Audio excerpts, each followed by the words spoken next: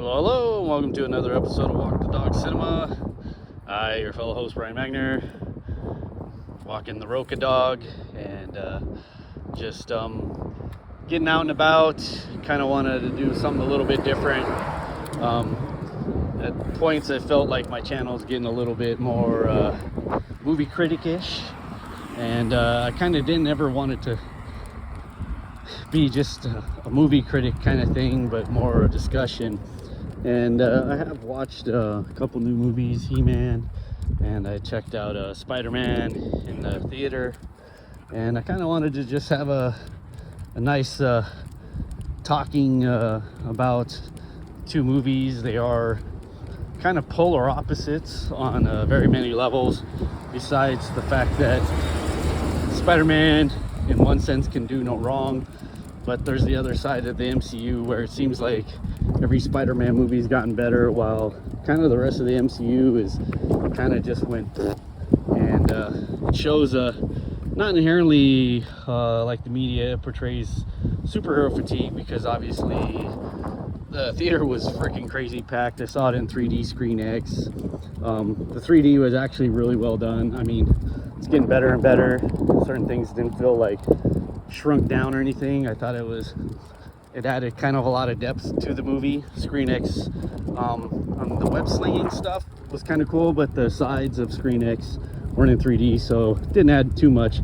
But ticket wasn't crazy expensive, so that's nice. But it was an enjoying time. Actually, of all the Tom Holland ones, I liked it better than the last one, Multiverse one, which obviously had a lot of nostalgia to it. But this one, from I thought a story standpoint, how they kind of got him back in with MJ's Grace and Ned and just kind of everything about it, I thought was really well done, along with Punisher. So in that regard, but you know, the thoughts on it is it really shows when you take the time and the care to really put something together kind of nice, and you pull it away from the total output of what the MCU is trying to do, and you kind of fashion it to where bits and pieces come in and they do create a larger story on one level, but not really. I think the movie gets tighter. They didn't try to do all the James Gunn Guardian of the Galaxy humor, which was great. That's kind of refreshing. I'll admit that's gotten really fatigued for me, and I'll get to that with kind of my musings on He-Man. And you know, it's kind of interesting to see that, because you know, Supergirl bombed. Superman kind of didn't really start off all that great for me, but I still kind of enjoyed the world.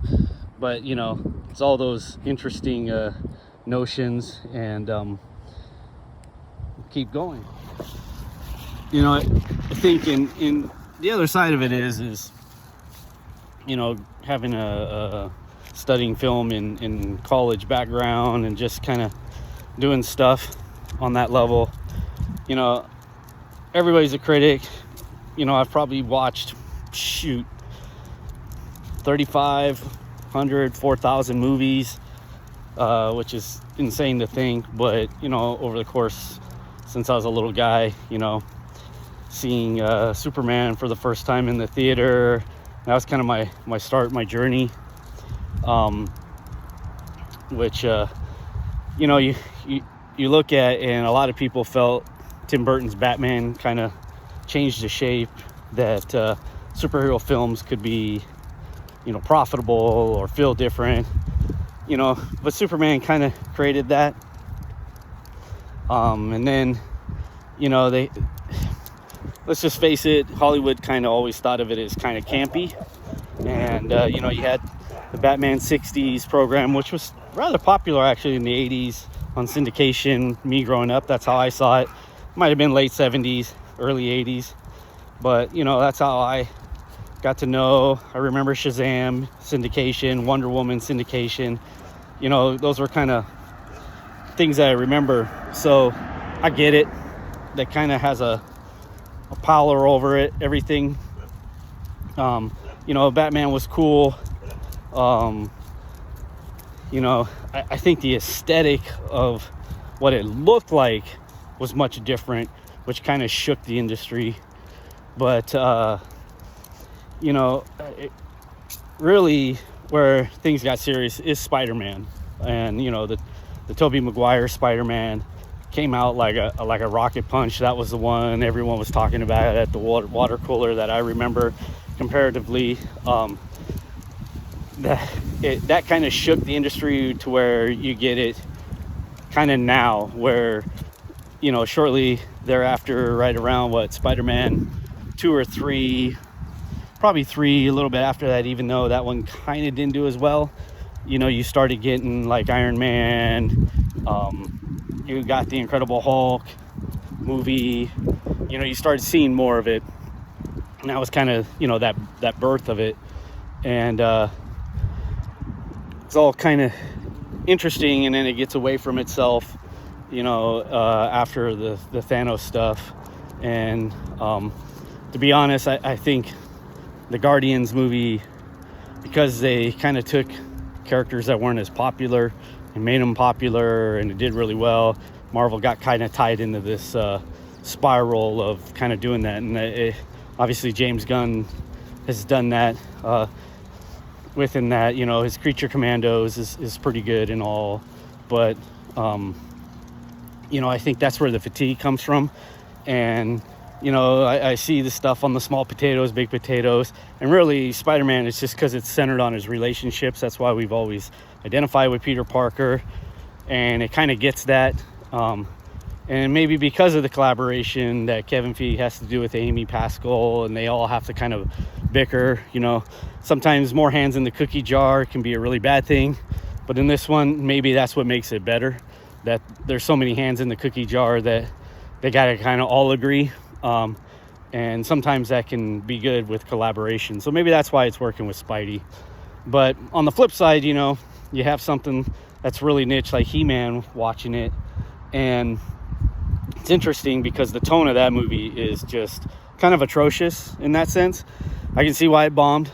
I don't inherently think it's a bad movie. I just think it has a bad kind of tone to it. It wants to be campy, but doesn't really know how to be campy. I've seen the director talk about Flash Gordon, where that movie, the director kind of knew what he had, because he had people like playing it too straight, but they were playing it so straight and everything else was so hyperbolic around him that he knew to kind of make it campy, and they just didn't have the money. Dino De Laurentiis wasn't going to give it to him, so they kind of went overboard with what they did have. And so it's a camp classic in that regard.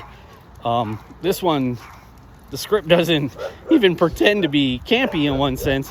I do like how they play around with masculinity, DEI, and kind of do all those fun things with it. Me being in the corporate world now, like seeing like some of the HR speak being trying to use on Skeletor.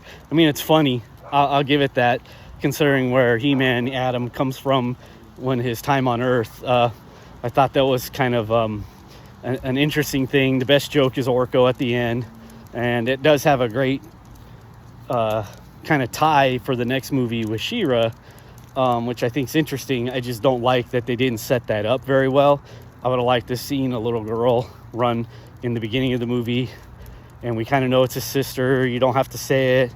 So it's kind of one of those, again, where we see directors pull stuff kind of out of their butt that doesn't, it's like, oh, that was kind of shocking, or that was cool.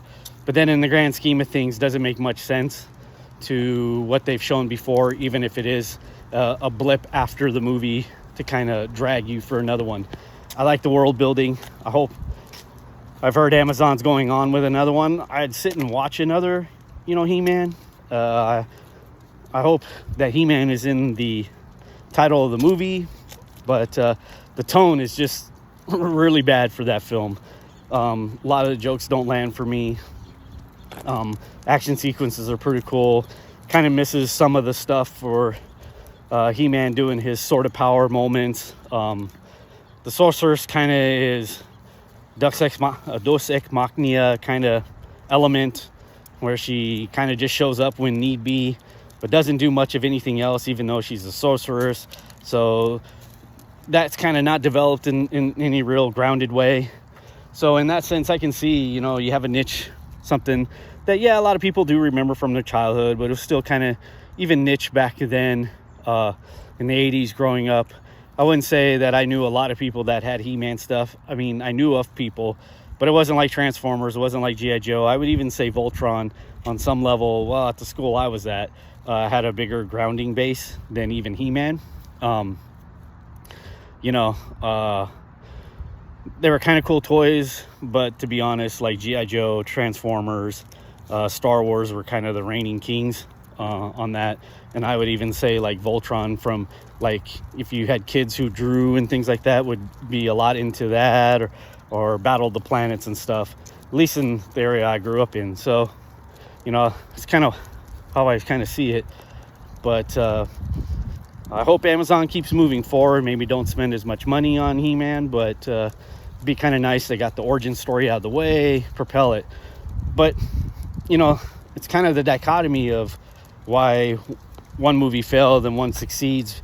Besides, obviously, the Spider-Man counterpart, the trailers kind of overblew He-Man, and then the word of mouth obviously shoots it down, where I think, you know, they did a great job kind of bringing you in to Spider-Man with how they kind of fooled you with the trailer a little bit, at least the trailer I saw.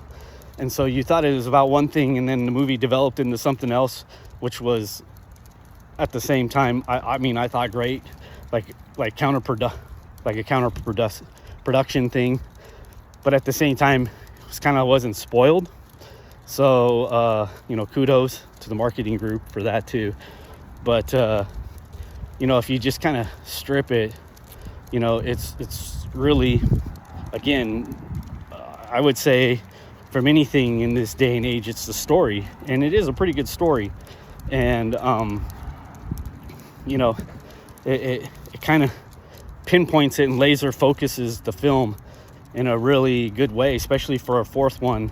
You know, you'd think, oh, bigger, badder, better, you know, and sometimes that can lead to failure within sequels. I've always thought, why don't they sometimes strip them down and kind of get back to basics, which is kind of what this Spider-Man does a little bit. So, you know, for He-Man, I get it, it's an origin, so they're kind of trying to save stuff for later, but then really blow their wad, and it isn't always successful. So, you know, they kind of need to focus on those little things.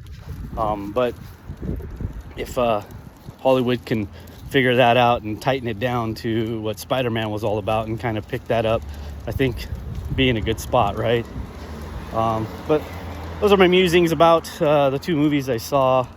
You know, generally speaking, doing a lot of older films, and it's been a joy to kind of catch my thoughts on them, you know, share them with you, but also share them for myself. You know, not really here to just critique and see, maybe I expand your mind on some other movies that you may not have thought about. I hope that catch on to that, you know. But let me know what you thought about Spider-Man or He-Man or any of the stuff that's really good out in Hollywood right now. Catch up on. I still got to catch up on quite a few, like Obsession. I kind of want to watch that. I got Super Mario that I haven't seen. I'd like to check out, might check out Devil Wears Prada. The first one was pretty okay. We'll see about that. But I definitely want to get caught up on Ready or Not 2, Obsession. As you can see, horror films kind of bring it to light. So we'll see how things go. But have a good one, everybody. Enjoy your movies. Keep it going. And if you like what you see, please subscribe. Please comment down below. And have a good one. Take care.